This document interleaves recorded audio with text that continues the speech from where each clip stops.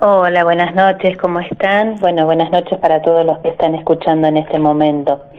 La verdad que, bueno, te escuchaba y me llena de profunda emoción que salga esta ley y que se esté ya trabajando ya en diputados y que se haya aprobado en las comisiones de hoy.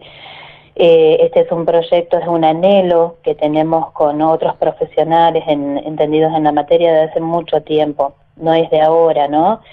Sí se visualizaron muchas cuestiones en contexto de pandemia, pero estas realidades que vivimos con las personas mayores institucionalizadas viene de larga data. Así que para nosotros es fundamental que la ley, que haya un marco legal en la provincia que reconozca y resguarde los derechos de las personas mayores, ¿no? Cuando María, nosotros ¿esto significa que entonces en ocasiones o en determinados lugares esos derechos son vulnerados? Sí, sí, claro que sí. Sobre todo lo que tiene que ver con la autonomía de las personas, ¿no? ¿Por qué? Porque uno de los, o sea, en principio la ley contempla, esta ley, nosotros que trabajamos en comisión de profesionales y expertos en gerontología el año pasado. Este año tuvimos la suerte que, bueno, tanto las autoridades del Ministerio de Desarrollo Social como el señor gobernador pudieron entender este reclamo y acompañarnos y se anuncia, ¿no? En los anuncios de la primera sesión legislativa. Por supuesto que hay derechos que no están de alguna forma resguardados, no solo institucionalmente, sino socialmente. Uno de los puntos que contempla la ley es justamente esta del consentimiento informado, y que a veces cuesta tanto comprenderlo, ¿no? Que las personas mayores eh, ingresen y presten consentimiento, digamos, que la persona mayor pueda elegir ella dónde vivir. Claro. A veces esto está tan legitimado desde lo social, de que hay un otro que decide, que yo puedo decidir por mi mamá, que yo si la veo mal a mi abuela puedo decir, bueno, la llevo a una institución porque yo creo que eso es lo mejor para ella, ¿no? Pero entonces a veces es como que este derecho tan fundamental que es el derecho a decidir dónde vivir, a veces no lo tenemos tan en cuenta. Y muchas personas ingresan a las instituciones a nivel país, te digo, ¿no? No solamente Sí, en la provincia de Neuquén, ingresan a las instituciones, a veces ni saben por qué están ahí, ni claro. por cuánto tiempo, ¿no? Yo siempre pongo el ejemplo de una docente, Mónica Roqué, gran luchadora aparte de los derechos de las personas mayores, ¿no? Que a veces las personas mayores pareciera que tuvieran menos derechos que un preso, ¿no? Y no quiero decir con esto que las personas privadas de la libertad no lo tengan, por supuesto, o no lo debieran tener. Pero a veces la persona mayor ingresa a una institución y no sabe por qué está ahí ni por cuánto tiempo, ¿no? Sí. En cambio una persona que va preso sabe por qué está ahí y por cuánto tiempo. Claro. Y Entonces, además algo que suele ocurrir y que es tristísimo, esa persona mayor que fue llevada a una residencia por decisión de otros que no quieren hacerse cargo seguramente de cuidarlos y después son prácticamente abandonados en esos lugares, ¿no? Ni siquiera son visitados. sí, pasan muchas realidades, ¿no? En principio nosotros lo que queríamos resguardar era el derecho inicial a decidir dónde vivir. Si una persona no puede elegir, digamos, ya a partir de ahí es muy difícil poder este, organizar o pensar en un plan de cuidados integrales, que esa persona se sienta bien en el lugar, porque ya le vulneramos el primer derecho, ¿no? Claro. A donde ingresa la persona ya lo vulneramos. Después pasan muchas situaciones, ¿no? Un poquito también como para desmistificar esto de las residencias como depósito. Hay instituciones que funcionan bien, hay instituciones que funcionan dentro de un marco de derecho, sin que esta ley se haya previsto, y otras instituciones que no, ¿sí? Y instituciones que funcionan muy mal y que se han tenido que reubicar a las personas mayores en contexto de pandemia. Pero también es importante saber que las instituciones mal llamadas geriátricos, ¿sí?, que ahora se llaman residencias, son dispositivos de cuidado y deben ser, y es sumamente valorable el dispositivo. Lo que nosotros bregamos es por pensar en estas instituciones como el último dispositivo a tener en cuenta, en el sentido de que la persona pierde el domicilio. Totalmente. ¿sí? Esto es menor. Pero también es un derecho de la persona a recibir un cuidado especializado, no por la edad, ¿sí? Porque hay personas que envejecen con salud, ¿sí? Con calidad en la salud. Y hay otras personas que envejecen con un envejecimiento que nosotros llamamos patológico o que no es lo esperable, ¿sí? Que envejecen con enfermedades, con discapacidades, con dependencias, que en este momento es el porcentaje menor, ¿sí? De un total de la población de adultos mayores, menos del 1% está institucionalizado. Pero bueno, esas personas que envejecen con grandes niveles de dependencia, cuando ya en el domicilio este cuidado no se puede sostener, necesitamos un dispositivo de cuidado, de atención permanente. Y por otro lado, como vos decías, sí, hay familias que abandonan y hay otras familias que realmente no pueden sostener el cuidado, ¿no? Vos imaginate que a una institución están ingresando personas mayores de hasta 99 años, 100 años, 104 años, ¿no? Como últimos ingresos hemos tenido. Imagínate la edad de los hijos. Claro. Yo he llegado a coordinar con los nietos como el referente más joven de 60 años. Claro. Entonces, son adultos mayores. Esto es lo que se está viendo actualmente en la población neuquina, que siempre fue una población joven. Hace unas décadas atrás ya hablamos de que Neuquén es una provincia envejecida, ¿sí? Y el envejecimiento poblacional trae estas consecuencias, claro. ¿sí?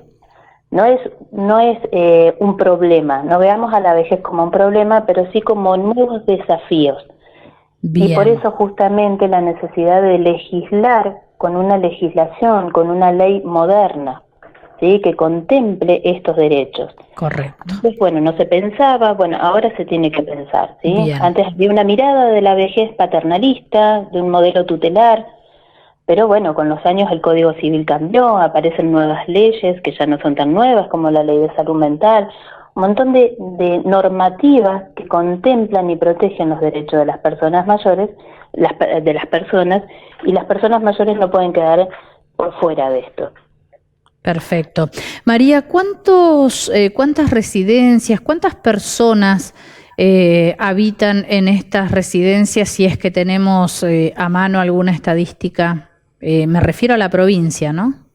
Sí, mira, aproximadamente en la provincia hay 24 instituciones, entre ellas 2 son públicas, que dependen del Ministerio de Desarrollo Social, el resto son de gestión privada, que tienen convenios con distintas obras sociales, con distintos organismos, y después lo que se ha propagado y ha crecido enormemente son las casas hogares, ¿sí? Un dispositivo complejo en el sentido de que, bueno, es un dispositivo que está hoy como muy cuestionado, ¿no?